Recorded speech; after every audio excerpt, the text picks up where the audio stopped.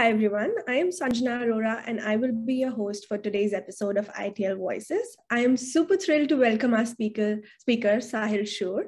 Sahil Shoor is a litigation and dispute resolution lawyer based out of Gowling's Waterloo region office. His practice is focused on construction and infrastructure projects, including public-private partnership, expropriation law, land use planning law, and property dispute. Most recently, Sahil has been recognized by the Legal 500 Canada 2022 as the next generation partner in dispute resolution, Ontario. Thanks for joining us, Sahil. And I would like to hand it over to Sahil to tell us a little bit more about himself and his journey in the legal profession. Oh, thank you, Sanjana, for having me. It is my pleasure to be here speaking to you this morning. So I started as any other law student, not knowing anything about what I practice now as a construction and infrastructure lawyer. I do both the solicitor work and the dispute resolution work. I work on projects all across the country. I'm called to the bar in both in Ontario and British Columbia. I've done cases in Saskatchewan, PEI, Alberta, and Newfoundland and Labrador. So lots of different projects, lots of different kinds of projects, and lots of money at stake. Look, I didn't go to law school to become a lawyer that I am today. I didn't even know construction infrastructure law existed until I started to get assignments in this area, and now I spend all day, every day talking to folks, either dealing with hospitals, highways, infrastructure projects, or high rises. But one of the main things I also want to say is the reason I articled in Thunder Bay is because I couldn't find an articling position anywhere else in Ontario. And looking back, I'm so glad that I didn't find a position somewhere else, because I had such a great experience and an articling experience where I really followed my principle like everywhere, every single day, to client meetings, to client calls, to courtrooms. Like I literally sat in his office following him and doing the work that he would give me at the end of the day. And so it was the real experience, and I hope people are getting that kind of experience, the one that I got. These have been really interesting couple of years, Sahil, and I can't wait to hear more. You mentioned that you hold an LLB from UK. How did you come about pursuing an LLB from UK, and what inspired your move to Canada? So I moved to Canada in 2007 from India as a student. So I went to do my undergrad. And while I was doing my undergrad in science, I had no plan on going to law school, let alone become a construction infrastructure lawyer that I am today. So as I was looking out for career opportunities, I applied to a law school in England, and I was successful in getting a scholarship to attend. So I went to England, studied law, and when then time came to decide whether I was going to stay there or come back to Canada, I was not able to stay in the UK because of other reasons. So decided to come to Canada to pursue my career in law. But upon my return to Canada, I learned very quickly. I was very naive to the struggles and the challenges which an internationally trained lawyer experiences, because I was not aware of that. I thought, okay, if you study hard, you work hard, you get good grades, off you go. But that was not the case, because I had not summered at a firm, and I was not part of that pool of candidates originally. So it was extremely challenging at the time, 2012, 2013. And at the same time, while I'm trying to find an articling position, I'm also studying to write NCA exams. So, those were all very, very challenging years. But at the same time, looking back, I'm glad I got an opportunity to experience those challenges, because, they really make you resilient. in terms of the future that you want to have. So you mentioned about your experience with the NCAs and the licensing process. Do you see more resources for ITLs now versus then? Of course, I think the community that the internationally trained lawyers have built and the work that folks like you and other organizations are doing, none of this existed, 10, 11 years ago. So I think there's a very strong network of people where people are sharing resources. I see on LinkedIn, there are events being put together for internationally trained lawyers. All of this was missing, at least back then to me. Not that maybe it was taking place, but I was certainly not aware of that. So, I studied on my own, having purchased the books that the NCA told us to purchase, you know, but, I studied by myself, wrote the exams and moved on, but I'm finding it now more and more that people are, sharing things, they're advocating for internationally trained lawyers. I'm finding, at least even within our own firm, Gowlings, that internationally trained lawyers are summaring with us, are articling with us, or are joining us as associates. And I didn't see that at least a decade ago. So I think a lot of movement has been made. But at the same time, look, I don't think the work is finished. A lot of the work needs to continue to take place to make sure the people who are internationally trained are not only just invited to the table, but once they're invited to the table, they have an opportunity to speak, to contribute, and to really see like how their experiences really make a big difference to the work that they may be asked to do. I'm super excited to know your views about the next question. And I know you've touched upon your journey a little bit on this, but we would like to know more. What do you think has been your biggest achievement in Canada as an ITL? And what does it take for an ITL to achieve this measure of success that you have as a lawyer in this country?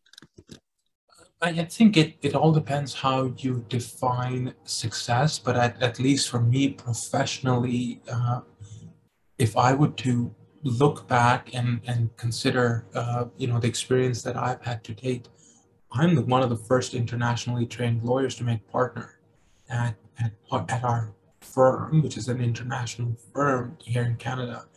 And I made partner in year 6, which does not really happen, let alone for internationally trained lawyers, like graduates from within Canadian law schools. So, that's at least is important to me, number one. And number two, I've had an opportunity to really work with some great lawyers, litigators who have, great skill sets. And, I had 2 very great mentors, whereby I was able to follow them.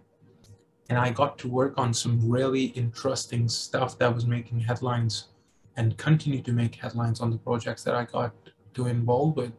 So looking back, I think those are probably the 2 things that have happened to me in the past in terms of success. And, I learned a couple of weeks ago that I'm nominated for the top 25 most influential lawyers in Canada under the advocacy category. That came as a surprise to me when I learned from my firm that I was on the ballot.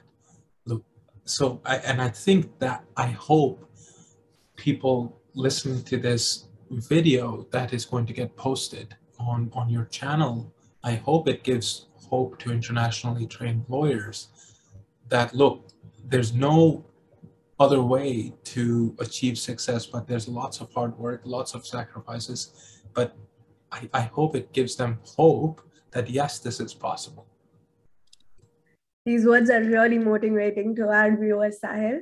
And with that, we dive into the next question, which is, how did your interest arise in construction law? What was the factor that endeared you to this practice? And what advice would you like to give to someone who wants to pursue construction law as their niche?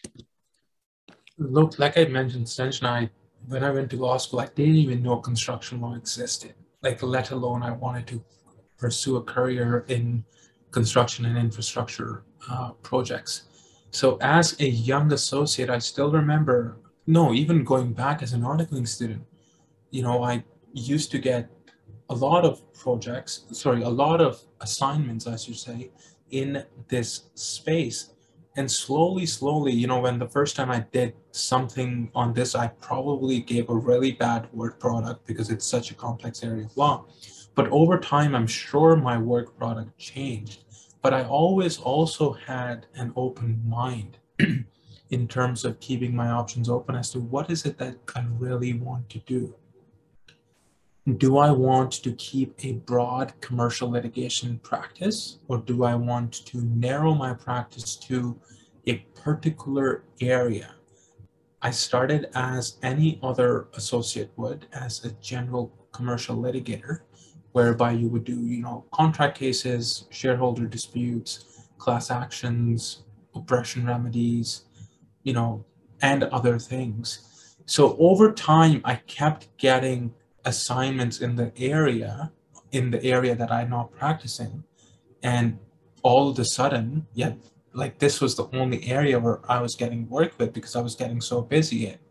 And I was also really enjoying this area because, every assignment would be complex, would be intellectually challenging, and you can really see the impact on the work that you are doing in real life.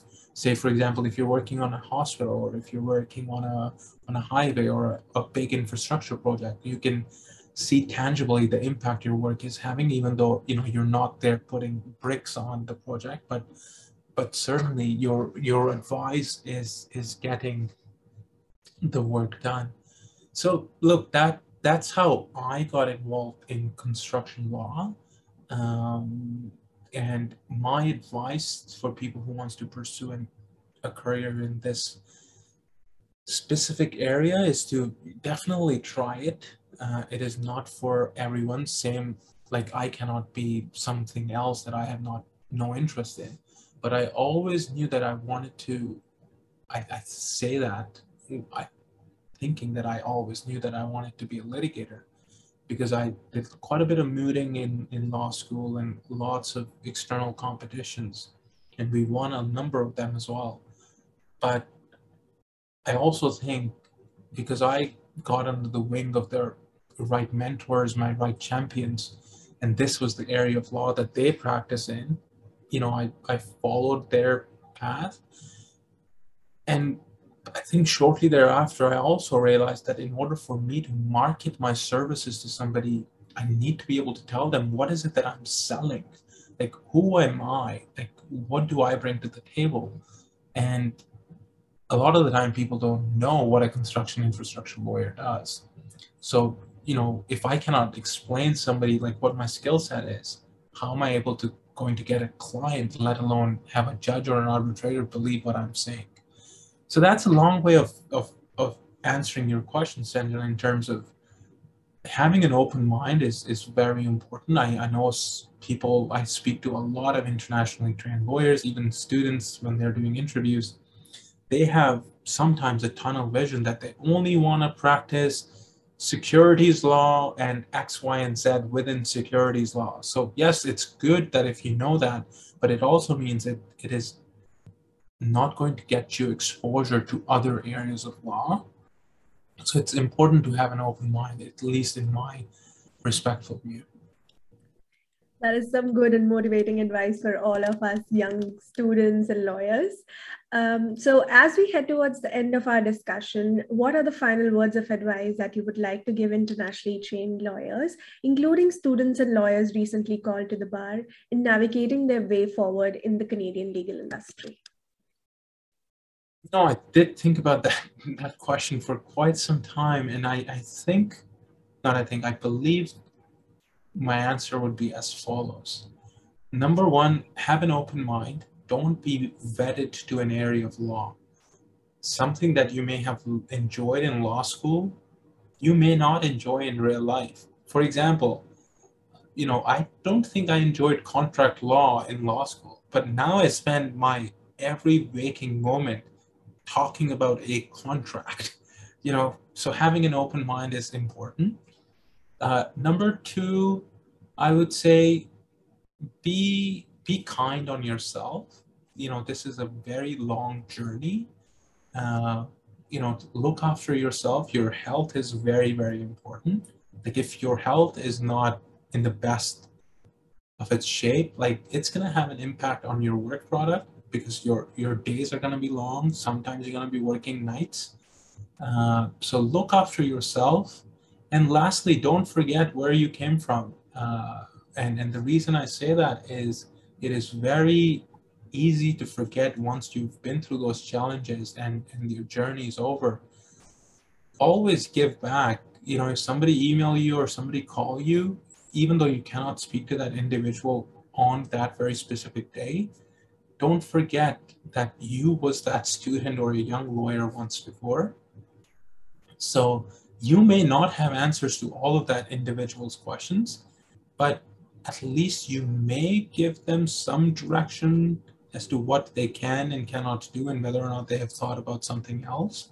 And I think it is also important for the person that is calling, a person who's been through this journey, to understand that just because you're speaking to somebody on the other side of the phone, that person is not going to be able to give you a job, is what you're looking for. So your every interaction with a lawyer who's been through this journey should not be, can you give me a job or experience? A lot of the times, I would love to give people jobs, but, being part of a larger organization, we have summer programs, we have articling programs, but I can certainly put you in touch with, if I know of an opportunity, or if I know, opposing counsel is looking for a summer student or an articling position. So having that open mind is, just because you speak to somebody doesn't mean that they're going to offer you a job. Try to take the conversation and things that you learn from that individual away, and see if you can implement those points in your application materials. And the next time you're going to go for an interview, if you did go for an interview and you want to get some feedback in terms of your answers, maybe that person that you're speaking to can offer you some guidance. So those are the things that I think would apply to both people that are going through the journey, and also the people who are young lawyers as part of the call to the bar.